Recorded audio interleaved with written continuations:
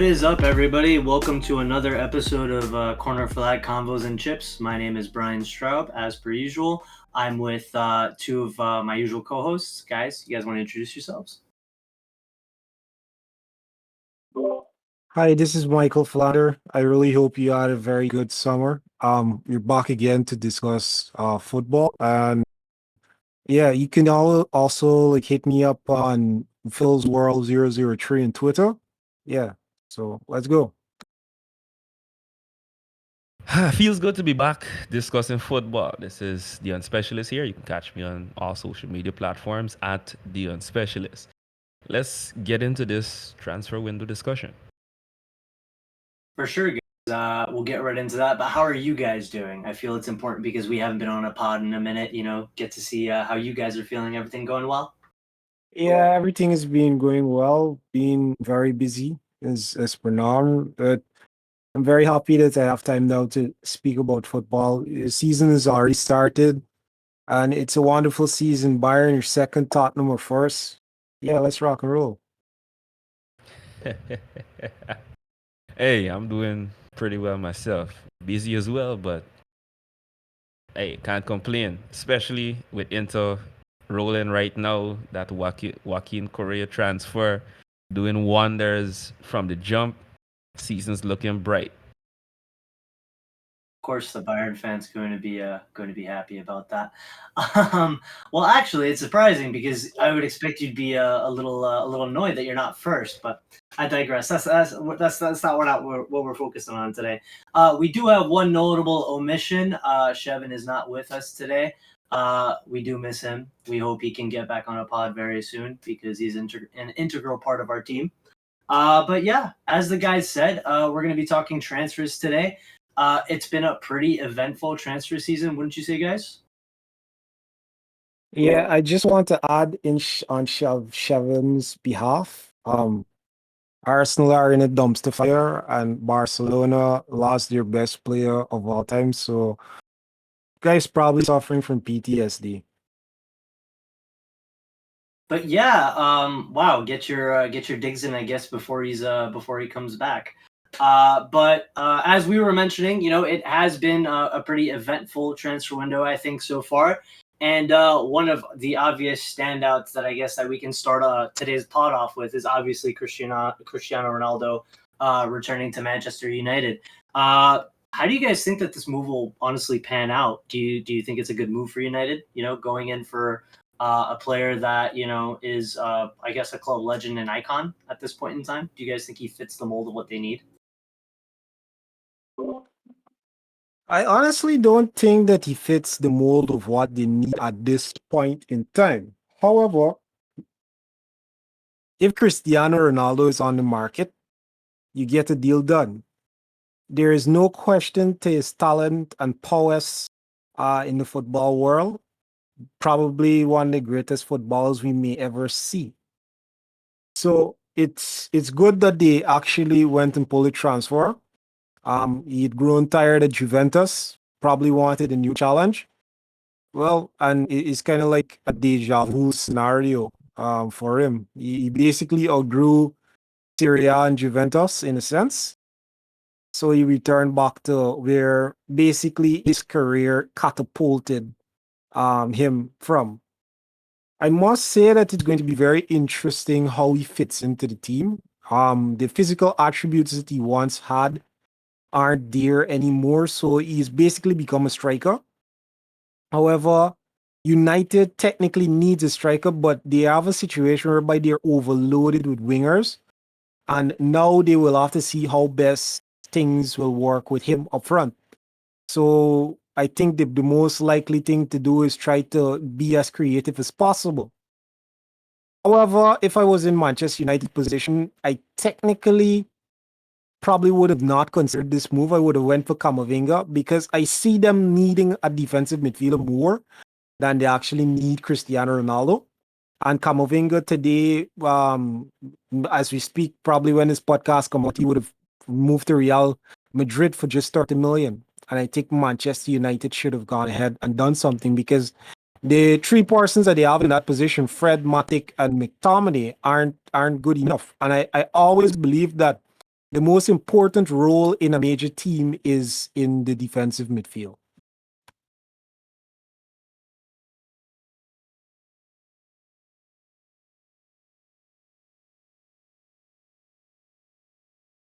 I'm gonna have to go a bit against Phil here, and say that it's a good transfer for United, but not necessarily for entirely football reasons. It's an icon coming back to the club, as Phil said, right where he basically rose to stardom.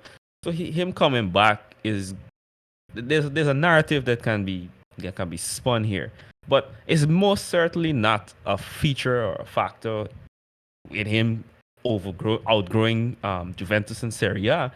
The reality is that Juventus is a stagnant team right now and possibly even in decline, and his presence wasn't doing much to lift them to any greater heights than they would have seen in their 10-year run in Serie A. So him leaving Juventus had little to do with him outgrowing the league. It's just simply it wasn't a good spot or fit for him. As a matter of fact, him being there at Juventus, the chances of him winning the title the next year aren't even as sure as they would have been previously.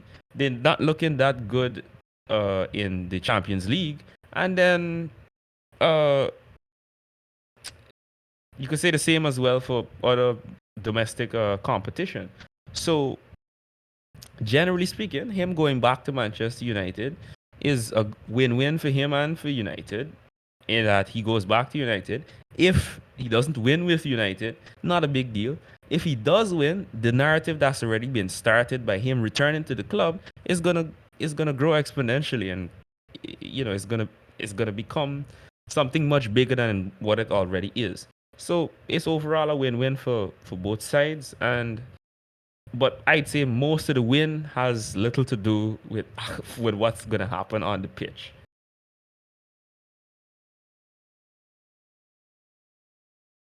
Agree with a little bit of what both of you guys said. I think this is both definitely a win off the pitch for United for obvious reasons. You're bringing back a massive source of PR, basically. Cristiano Ronaldo, as you guys said, rightfully one of the greatest players to ever play the game, coming back to, I guess, where it all started, right? Like, just myself, looking at this, I'm not one, and I've said this a couple times on this spot, I'm not one that really follows the Premier League super closely.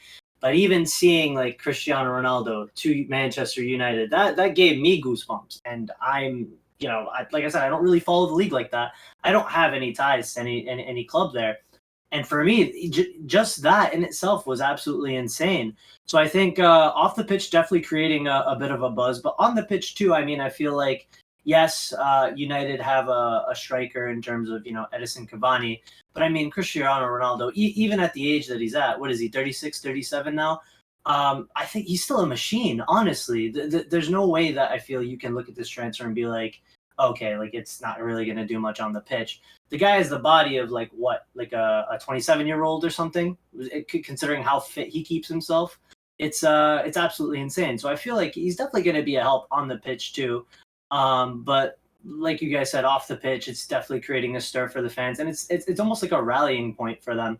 From what I've seen, like all the strife, like within United's ranks, all the strife between the owners and the fans, rightfully so, obviously, considering the whole Super League debacle that they tried to put them through. I don't know if this exactly mends that for them, but it definitely brings a sense of unity within the club again. So I feel that'll be important for them moving forward with all of that. But just, yeah, I guess talking through a little bit of the transfer in itself, because it kind of came out of nowhere, right? Like no one expected this. You were seeing links to PSG and Manchester City. But do you guys think that maybe they jumped for this, not only for like sporting reasons or PR reasons, but simply because they couldn't allow City, their main rivals, to get like a club legend? Is that something that you guys think was factored into all this?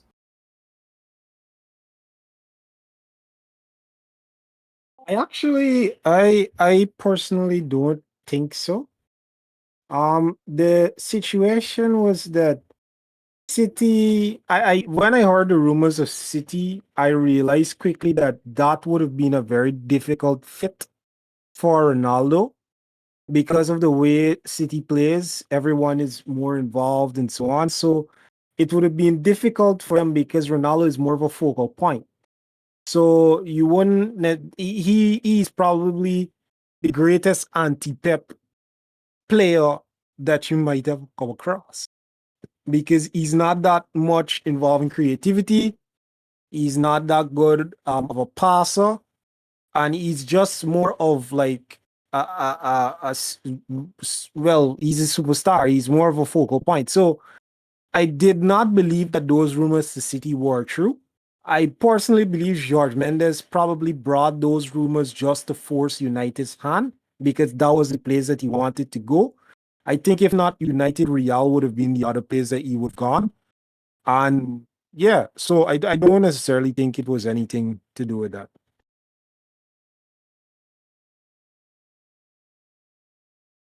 Well, I can't necessarily comment on whether I think. Well, I can, but I won't comment on whether I think the rumors were fabricated or so on.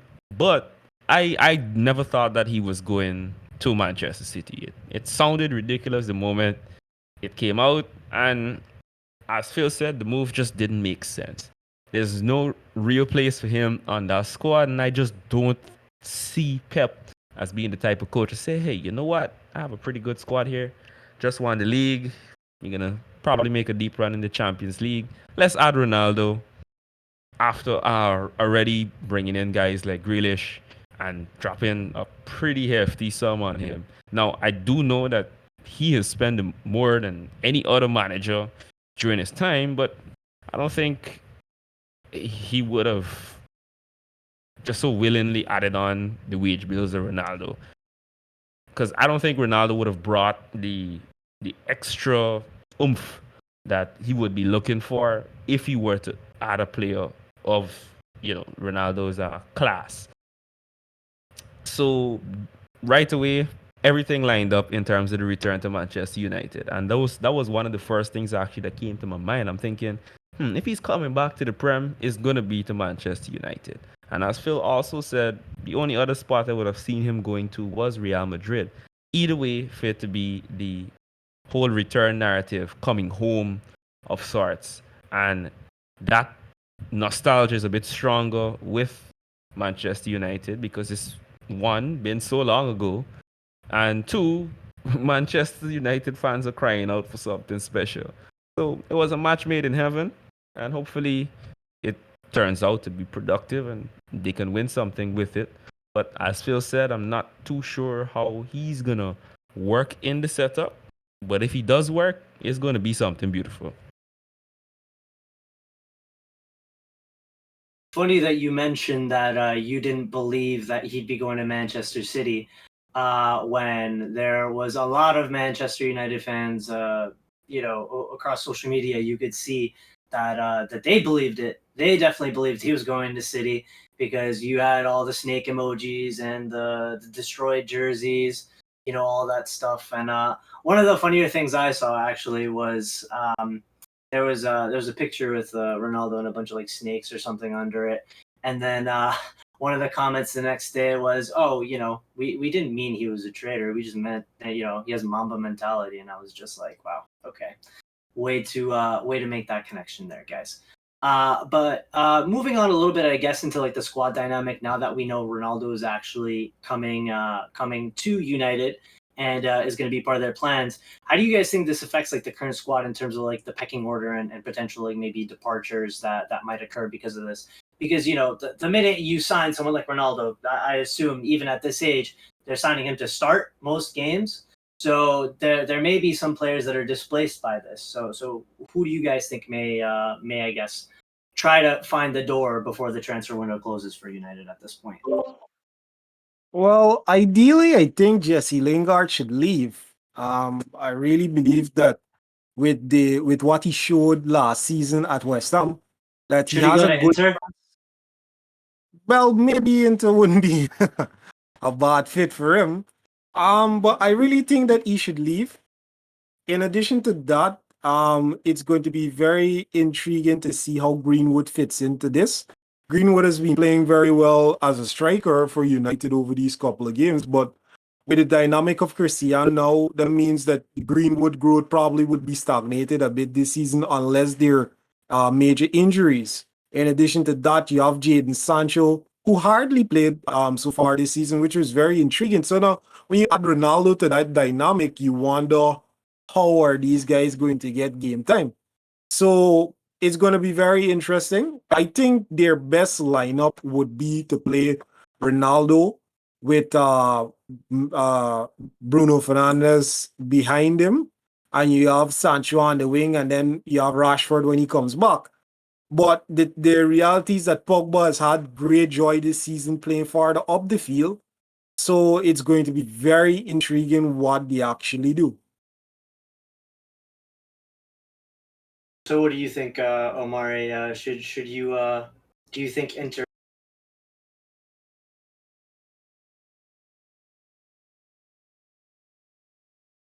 Pardon? Should live your dream of signing Jesse Lingard, as we talked about before. Now that it looks like please it's on the repeat cards. yourself. I think you cut out there for a second. I don't know if that's on my end.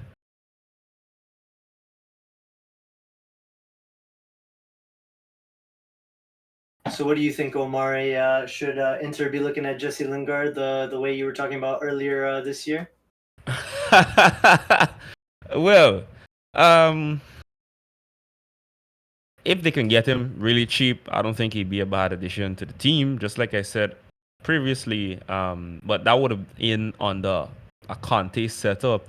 I don't think there's really a place for him in Inzaghi's plans because Inzaghi seems to have it pretty buttoned down in terms of how he wants to play and the options that he's gonna do or utilize. Sorry, for Inter's midfield. And currently, Inter's midfield is crowded. There's lots of players.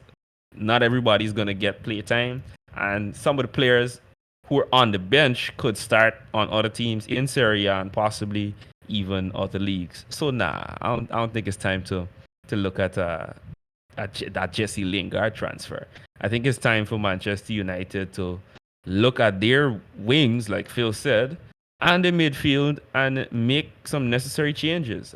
I'm surprised that a glaring issue that's been obvious for 2.5 seasons now at least hasn't been fixed in so many transfer windows. And it's not like they had a transfer ban like some other teams. So it's inconceivable.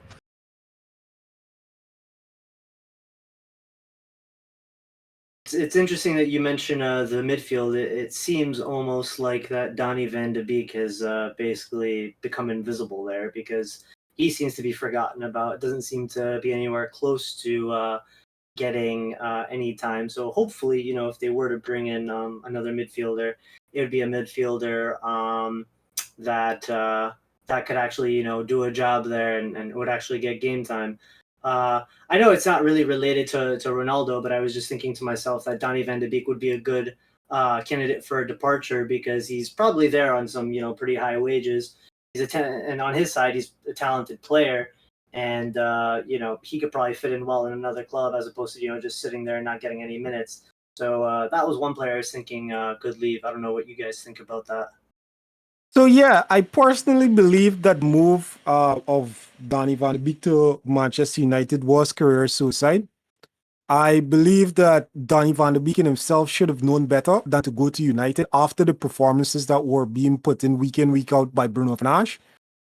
And I think that he right now is at a point that no one really would actually want him because the value that he once had is completely gone. And I think ideally for him, he should probably make a move like probably a team like Everton and so on, build his stock back up again. I think that Borussia Dortmund would have been an ideal club for him.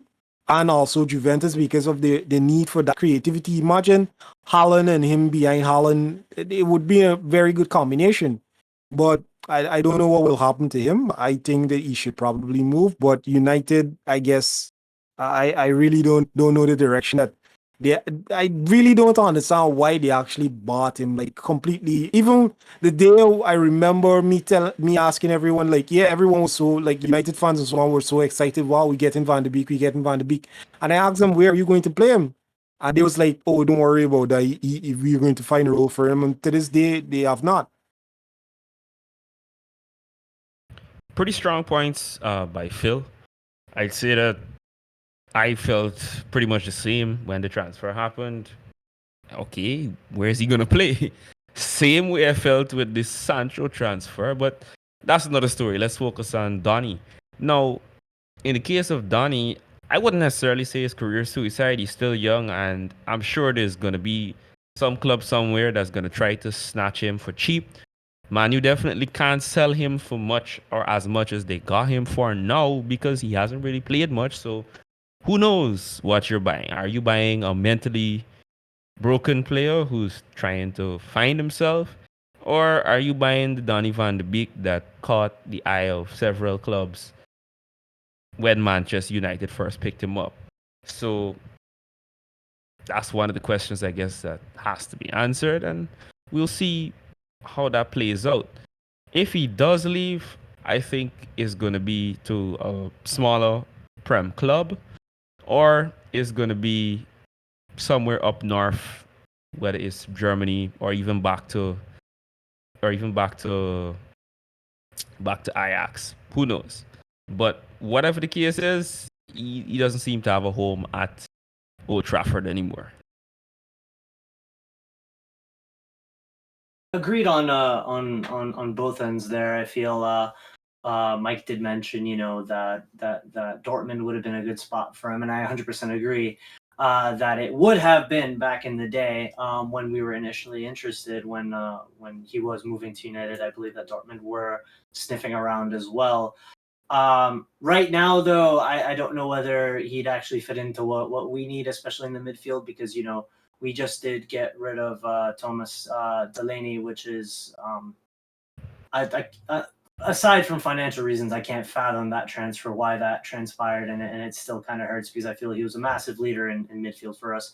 But if we were to be in for a midfielder, we wouldn't really be looking for the creative type anymore. But on top of that, we already do have Jude Bellingham and Mo Daoud, which has had an absolute renaissance. And I feel that Van de Beek, at least with us, would find it hard to get playing time as well because those two midfielders, when they play together, they do also, not only are they creative, but they also have a little bit more like robust defensive stability, and they're not just out and out trying to go forward. They also have that sort of balance to stay back and help the defense as well. And I think that's kind of necessary, especially looking at our defense right now. So I don't know if we'd be playing an out and out attacker like that per se. Yeah, but just to include one point though, Brian, I think that Van de Beek is more of a attacking midfielder than the deep line role that the Hood and Bellingham have. So I think that he probably would have been a good link to have with your attacking part of the field. So I think that he may have suited the role kind of good because you could have put like Trogan Hazard on your wing along with Brandt, and you have Holland in the attack, and that is very creativity, a lot of creativity for Holland. Holland, who likes scoring goals and so on, would have had a good creative basis to do that. I feel like you're putting him in the role of a 10 there, and I don't know if I see room for him there. Particularly because we do have Royce there. We're not going to bench Royce for Van de Beek. That's definitely not going to happen. But on top of that, you also mentioned Brandt, and that would also be another player that's kind of in his way when it comes to playing that 10, because Brandt is by no means a winger in any shape, in any sense of the word. He definitely is not a winger. So he definitely wouldn't be playing on the wing along with Hazard. Hazard, obviously, great winger, really pacey, really creative. Unfortunately injured right now. But no, I think that there's too many players. Both you have, like I said, you have Brandt, you have Royce, and even Reina at times. I think would kind of be in the way of that, to stopping him from playing that role in particular. But I do hope that he does find a club that he can join, because obviously sitting on the Manchester United bench is not exactly the greatest of things right now for him. And once again, just wanted to shout out Manchester United and say congrats on getting your icon back. I've already spoken to a couple fans about it as well, and they've really been touched by the fact that Ronaldo's come back. And so it's great to hear that he's causing a lot of joy for them. But speaking of Dortmund, because there was one transfer that I kind of wanted to talk about that might be in the works with regards to them. Callum Hudson-Odoi is apparently being linked to Borussia Dortmund right now. I wanted to ask you guys how you guys feel, because I know how I feel about it. I wanted to how you guys felt. And do you think that sort of transfer makes sense for both the club and player?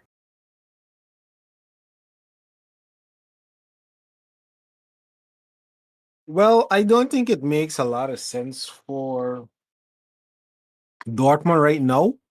Um, Hudson-Odoi is a fairly talented player that never really got to show his true potential.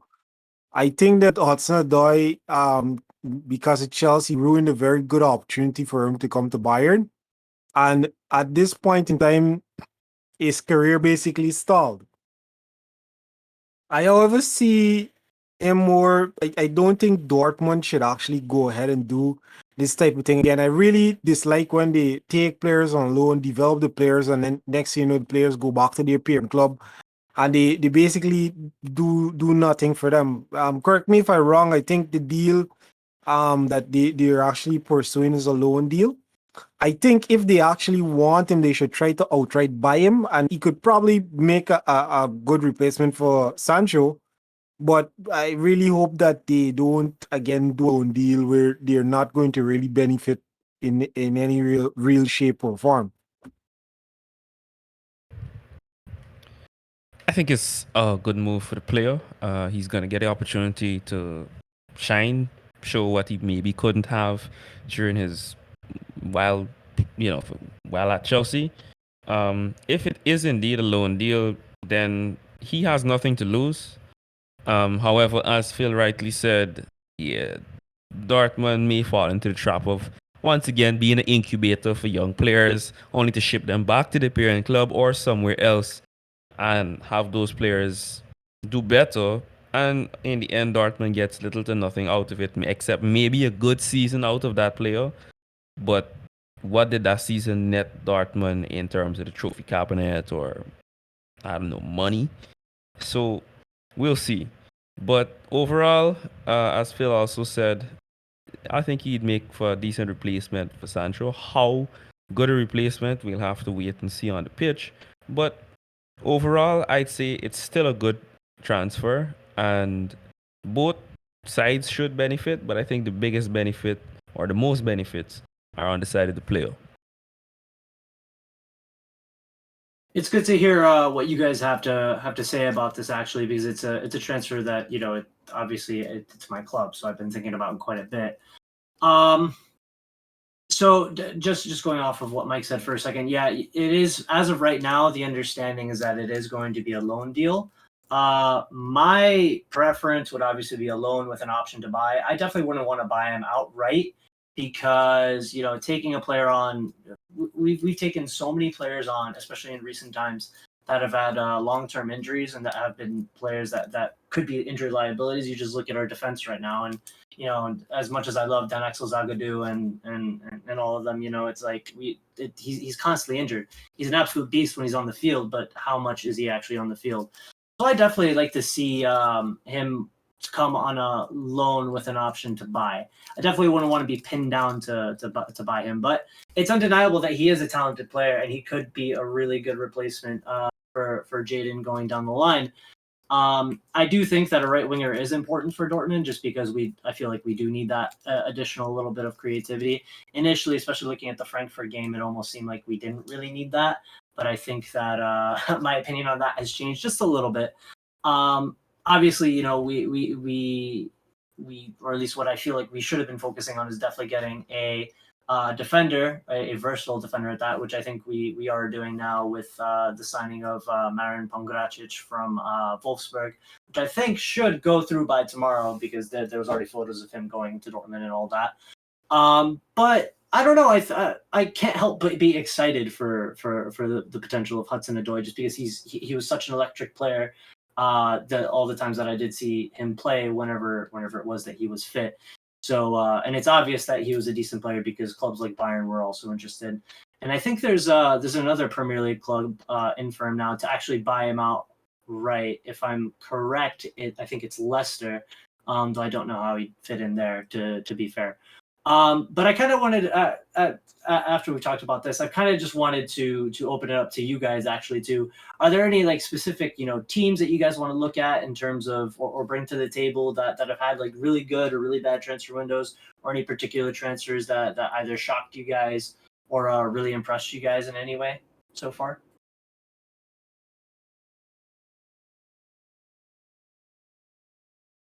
Yeah, I'd say that there were a couple teams that definitely stood out to me. Forgive me, all of them are in Serie A, but there were at least three teams that stood out to me during this particular transfer window. I'd say they've You're done our a good Serie A business. expert. No one's gonna tell you that you can't talk about Serie A, bro. Right, right. So yeah, like I said, I mean, there's at least three teams that I see did pretty good business, and I think that business is going to pay dividends in the season, whether it's to revitalize the club or to continue winning ways or even challenge for something bigger than the, the particular club would have seen or achieved in previous or recent history. So I'd like to start with AC Milan. I think AC Milan did a really good job with a tight situation. Similar to Inter, they're not in the best financial position. They had a whole lot of bad contracts that they were fortunately able to offload a few, and now hopefully right the ship. The club showed some spark and some signs of life last season in terms of how well they played and how long they stayed in the title race until faltering at the end. But they seem to have picked up after losing names like Donnarumma in that particular transfer window. So first, I'd like to note that they did a really good job picking up Mike Magnan from Lille, as well as um, Pellegrini from Monaco. Italian, 20 years old. He's basically coming back to Italy to play for AC Milan. I believe that was a loan deal, whereas Mignan was outright bought, and he's been doing pretty well between the sticks since he's arrived. Tomori also showed them pretty good signs last season, and him now officially coming across for I think a modest fee of somewhere around 30 million euros. So that's a steal for them. It's gonna plug a gap in the back for them as well. They finally officially bought Tonali from Brescia. They brought over Brahim on loan from Real Madrid, Brahim Diaz, and I think also they picked up young left back Toure or Balo Toure, sorry, from Monaco as well. So, oh, and let's not forget Olivier Giroud. How could I forget Olivier Giroud from Chelsea, as You well as can't. That's Bakayoko, sacrilege. right? As well as Bakayoko from Chelsea as well.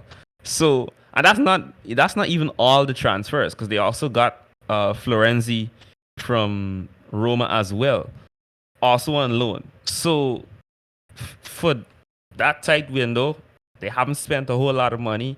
They brought in several key players that are going to contribute to the team. And I think that with the names that I've mentioned, that they can put together a pretty good season, challenge for a Champions League spot, maybe even better if the team manages to overperform. And all the names that have already seen the pitch since bringing them in have shined. Giroud came on, and got right to scoring goals. Minya came and he's been really good between the sticks. And similarly, Brahim as well came and he was also able to get on the score sheet. Now, I think he's been with them for a little while now, but again, he's here now in this particular transfer window and he's done well. The only person I think that hasn't lived up to potential or hype of the names that I've called is Tonali, and I think that's just a matter of him getting a bit more playtime and finding his spot in the team. But now that there's so much competition, I think that he's gonna up his level of game. And as for Bakayoko, we were able to see glimpses of what he could do at AC Milan as well as during his time at Napoli. So they pretty much know what they're gonna get from the names that they brought in, and it's gonna do good. It's gonna do a good job overall for AC Milan. So I think this was a win in the transfer window for them. Next, and this is gonna be really quick, AS Roma. Roma had a fantastic transfer window, in my opinion. Jose Mourinho came, and along with Jose Mourinho, we had them spending under 100 million euros, if I'm correct. And they got Tammy Abraham from Chelsea, Shimurdov from Genoa, Vinia from Palmeiras, Rui Patricio from Wolves, Ibanez from Atalanta, and Ryan Reynolds from FC Dallas. Now, Rui Patricio, we know what he can do. We've seen him at Wolves. Tammy Abraham, we know what he can do as well. He's only 23 years old. He just came over from Chelsea to Roma, and he's gotten right in the action. He had a great debut with 2 assists, and he's also scored in his most recent game for Roma, got his first goal. So we can see he's off to a great start. Shmurdov shined at Genoa, and I think he's going to fit pretty well in at on the AS Roma team. And similarly, Ibanez, that's another solid pickup for them, especially given the fact that they were set to lose at least one of their centre backs. I'm not sure if that happened, but regardless, it's going to be a great pickup for them. So overall, that's a solid transfer from AS Roma. Okay, hold on. So, two things I'm getting from all this right now. You've mentioned a lot of former Chelsea players, and then I think you mentioned, correct me if I'm wrong, Ryan Reynolds from FC Dallas. Brian Reynolds. Sorry, okay. my bad. Yeah, I'm in the area. Brian Reynolds. About to be like, this guy's trying to get into soccer now. One of my favorite actors. So I mean, I had to make sure. I was like, there's no way a guy has the same name. But what's it called? Mike, what about you? Is there any teams or player transfers that you really want to highlight? So I think without a doubt, PSG were basically the champions of this window.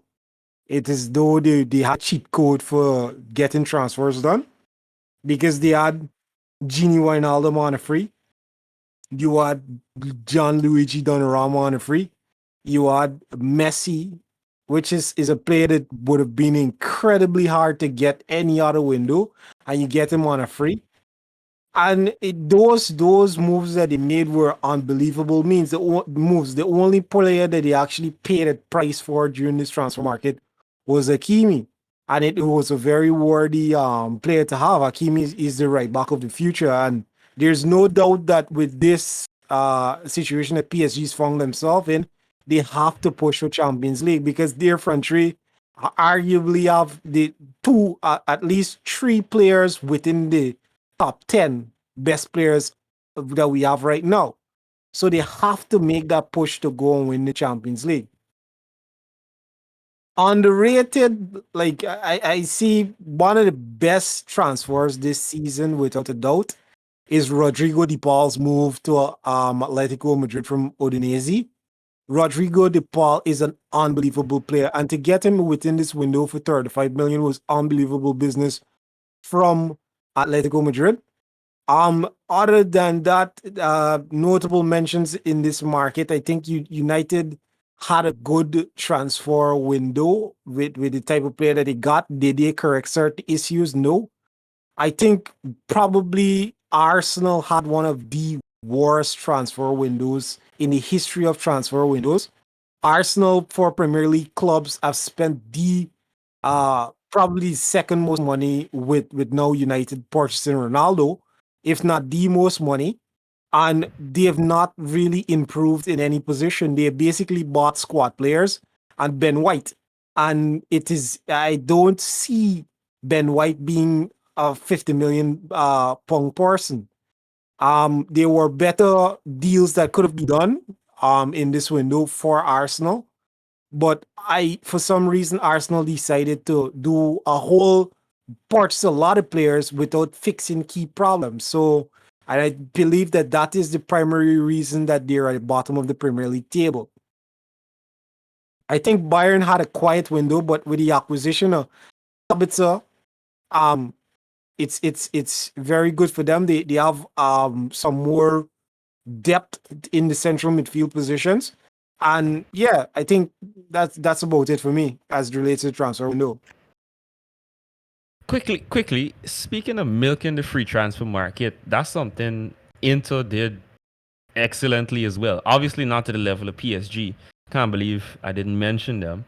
But they did a pretty damn good job. I mean, you got Çalhanoğlu on a free. You got Cordas, which is Crotone's keeper, on a free. You also got Edin Dzeko on a free. And those are two players at least in Çalhanoğlu and Dzeko that are gonna start consistently for the team and contribute pretty significantly. And then Cordas as a good backup to Handanovic. So obviously, again, not on the level of PSG, which that was a fantastic business. Also picking up our Hakimi, who had an excellent season with us, but financial difficulties, and we had to let him go. He's not just yours; he's still ours too. Yeah, I know, right? It hurts to see him move on and do well. But that's football, man. So yeah, I think incubator vibes. Yeah, incubator vibes, bro. I know it's tough. It sucks. But all in all, I have to echo Phil's sentiment. I mean, PSG by far had the most fantastic transfer window. They spent not a whole lot, and they got great players with relatively low risk to them, because the only place is gonna hurt is on the wage bill, and the only other place is gonna hurt is mentally, because you basically assemble the Avengers.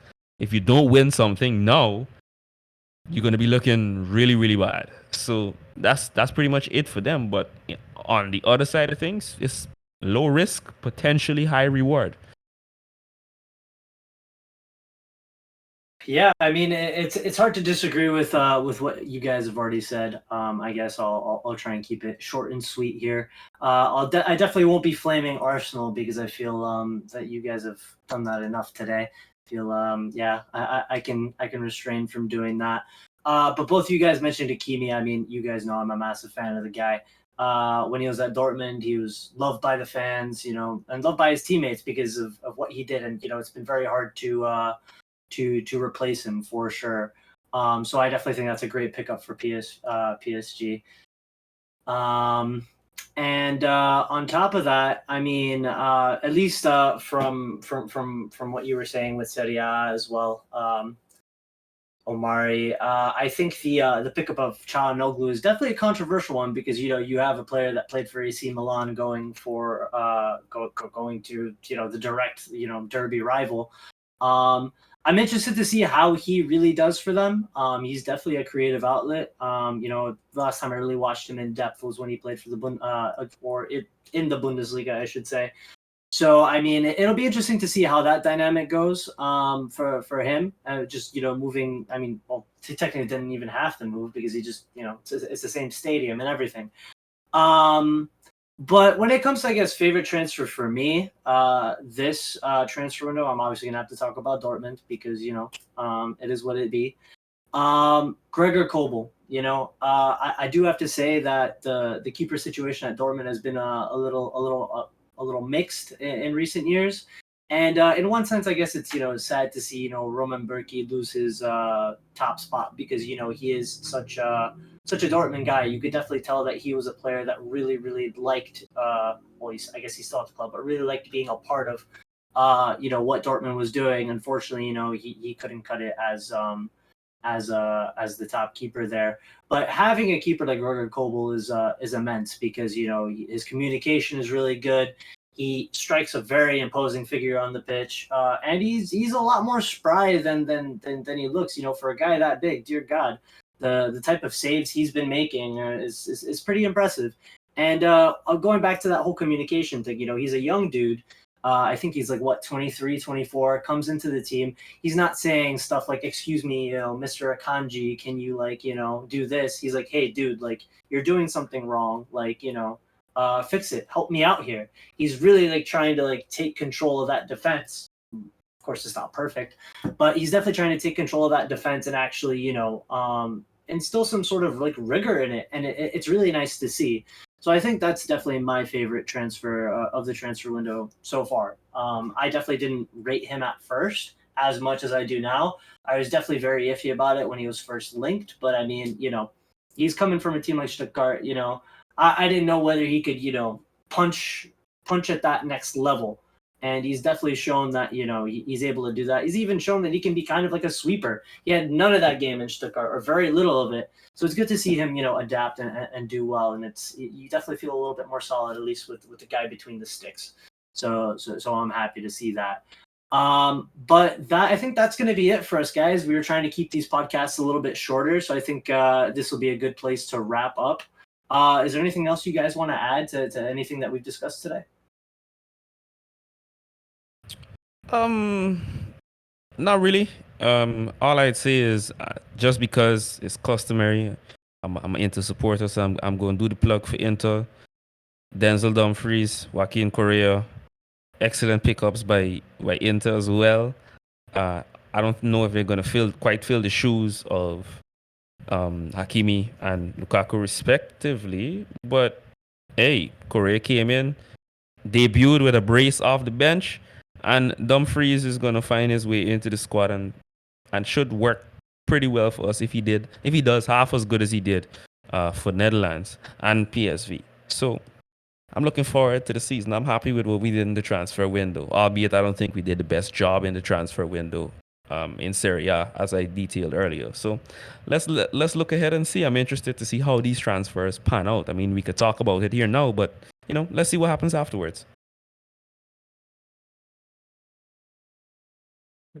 Yeah, I also don't have anything to add. I think that it was a very intriguing window overall. I do believe that overall it was a window for good deals. A lot of good deals were made during this window.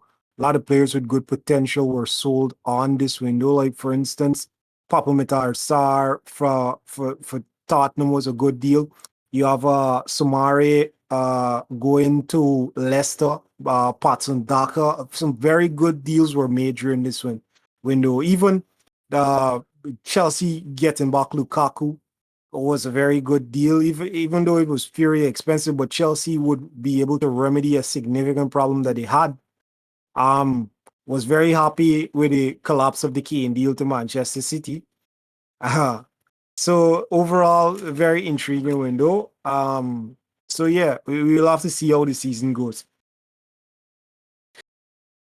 I love that little laugh at the end there when you when you mentioned the Kane deal falling through. You couldn't tell at all that you were happy that had fallen through. But yeah, guys, it's been great discussing this with you. It's definitely been an interesting transfer window. And just, I guess, some information for our listeners. We are trying to make this a weekly thing. So we'll be trying to put out these episodes every Sunday or Monday, depending on our availability.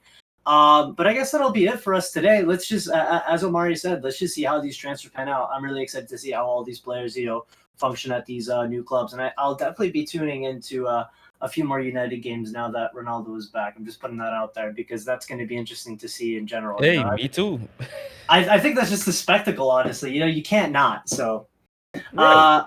yeah, exactly. So, yeah, that'll be it for us, guys. Once again, thank you guys for joining, and I just want to thank our listeners as well for listening and being here.